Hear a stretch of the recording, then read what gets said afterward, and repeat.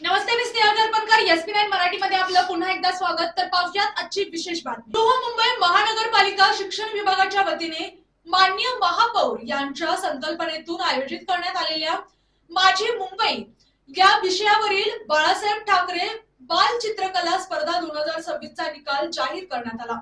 तर पाहुयात आजची सविस्तर बातमी. मुंबईच्या महापौर श्रीमती रितू तावडे यांनी अधिकृतरित्या निकाल घोषित केला.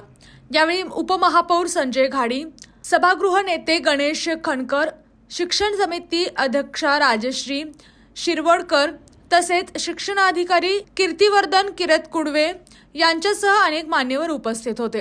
ही स्पर्धा 1 मार्च 2026 रोजी पार पडली होती. इयत्ता 1ली ते 9वी पर्यंतच्या विद्यार्थ्यांसाठी 5 गटांमध्ये आयोजित या स्पर्धेत तब्बल 86,356 विद्यार्थ्यांनी उत्स्फूर्त सहभाग नोंदवला. स्पर्धेत प्रत्येक गटातून प्रथम, द्वितीय, तृतीय तसेच 10 उत्तेजनार्थ पारितोषिके जाहीर करण्यात आली आहेत. विजेत्या विद्यार्थ्यांचा लवकरच रोख पारितोषिक, प्रशस्तीपत्रक आणि पदक देऊन सन्मान करण्यात येणार आहे. माझी मुंबई या संकल्पनेतून विद्यार्थ्यांनी आपल्या कल्पनाशक्तीच्या जोरावर शहराचे विविध पैलू चित्ररूपात साकारले असून या स्पर्धेमुळे लहानग्यांच्या कलागुणांना मोठे व्यासपीठ मिळाल्याची भावना यावेळी व्यक्त करण्यात.